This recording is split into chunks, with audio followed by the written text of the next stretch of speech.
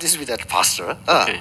Like we were discussing the LGBTQ, then he drifted into homosexuality. No? So I said, no, let us. Those are two be different, clear, of course. No? Yeah. Then he said, it's written in the Bible. I said, okay, I agree. It's written in the Old Testament. Yeah. But we're Christians. We're not Jews. No? We're not. The Old Testament is there for the context, for the background. But God, no, in the Old Testament itself, God said that I made the agreement with Abraham and his descendants, but you have repeatedly broken my thing. I mean, covenants, no? That's why I will make a new covenant. Yeah. But that doesn't mean a new covenant to approve them. No, exactly. No, see, I'm coming to the point. Okay, no? please. So the new covenant with Jesus Christ, no? Yeah. Jesus Christ never talked about gays. He said only love everybody, forgive everybody. But so in that context, no, you cannot use Christianity as a tool to fight against lesbians and homosexuals. But my counter argument would be yeah. God in the Old Testament and God in the New Testament cannot contradict with each other. So whatever God has said in the Old Testament, of course, context is very important. And one thing I want to confess, I'm not a theologian, but I'm just trying to reason out. God cannot contradict himself, that's I believe. So whatever the best values that God has given in the Old Testament is being upgraded in the New Testament. So it's God, Christ is now even more stricter than what has been laid down in the Old Testament. See, I mean, just a layman talk. See, the Old Testament homosexuality, no? Yeah. That is perversion. Okay, Sodom and Gomorrah. They took it too far. Okay. As I said earlier, no? A homosexual or a lesbian is such by birth. And if you believe in God, then God made him like that. But as we're coming to the BT, no? Qs, no? Yeah. Those were the BTQs. Okay. That is my opinion. Okay. That's the one habit. They perverted their sexual habits, no? But see, you are raising one point which says that the LG, especially the LG, it's from birth. So, I mean, it's just a feeling, but they are born either a female or male, right? You agree with that? I'm not saying that their sexes are different. I'm just saying that they're attracted to the same sex. The attractions are different. Their feelings are different. Which is, of course, I agree with that. Some people are more effeminate. Some ladies or some women, biological women, will be even more masculine than men themselves. Right? Have you ever come across a female biological woman more masculine than those exist? That I agree. But now your principal foundation, I mean your principal underlying principle is the agenda that they are bringing. That's why you are against them, right? Yes. This agenda was not started by the lesbians and the gays.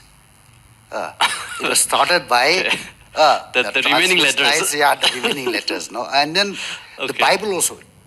It is my belief, okay? Please. That when the Old Testament talks about this against homosexuality, no? It is to prevent people from going to the other extreme. Or we can talk about The Old Testament says don't consume blood. Nagas are our favorite. When we cut any animal, first thing is a blood thing, no? So why don't we follow that? Because in the New Testament, Peter has that vision, no?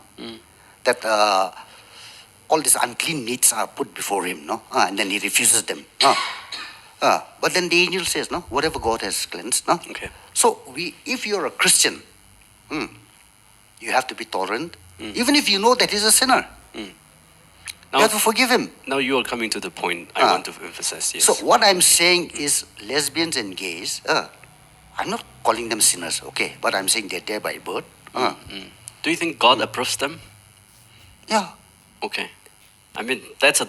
God judges, no? Yeah. My belief, God judges you by your actions. Not by which church, which religion, which denomination. Being gay or being lesbian, God won't judge. But if he does... He or she commits an action, then God will judge for that. I believe that. As a Christian. As a Christian. That's from a Christian perspective. Because Jesus Christ, no? I give the example of the Good Samaritan. No? See, the Jews hated the Samaritans, no? As unbelievers.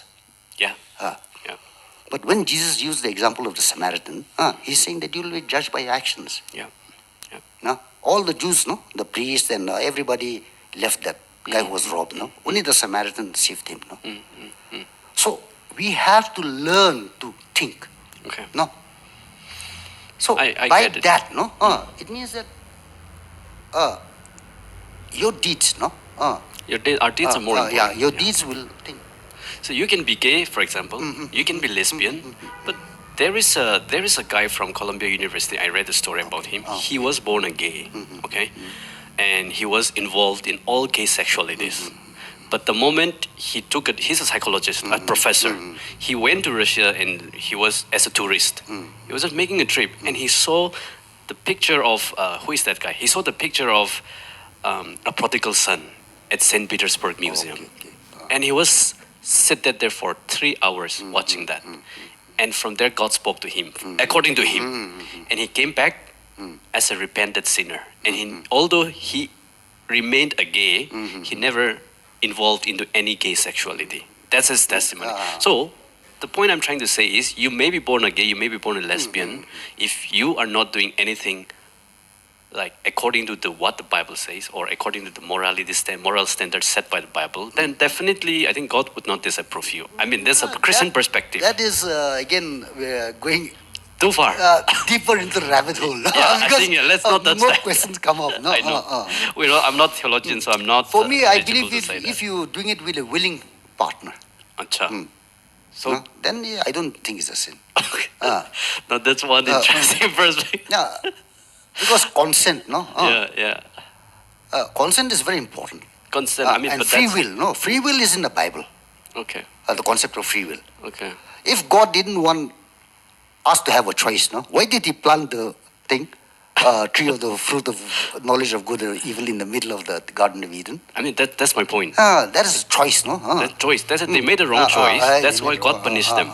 So if a gay lesbian made the wrong but then choice, if you're born like that, no? Yeah. See, again, I know. now it comes to the next level of yeah. But that argument, we'll start entering the rabbit hole. So I yeah, think yeah. we're not going there. But here's the thing. I want to be very clear. From a Christian perspective, I consider gay and lesbian or homosexuality as sin. But I believe that God does not want us to judge. I won't judge them. It's God's responsibility to judge them, give the final judgment. And secondly, biologically, I believe that whoever thinks that they are women, they are, a man, biological male thinking that they are women, biological women thinking that they are, men. I think that's some sort of a delusion. No, but I believe, that gay men, no, they don't think they're women, or lesbian women don't think they're men. Okay, they're just attracted. They're attracted. Okay. There's a difference again, no? Yeah. But suppose a two gay get married. One thinks that he's the wife. That is in every relationship. Okay. Yeah. You have the dominant and the submissive personality. That can be there also. I think we need to. Yeah. So again, that is another thing. No. No, my point is this: whoever they feel they are, whatever they feel they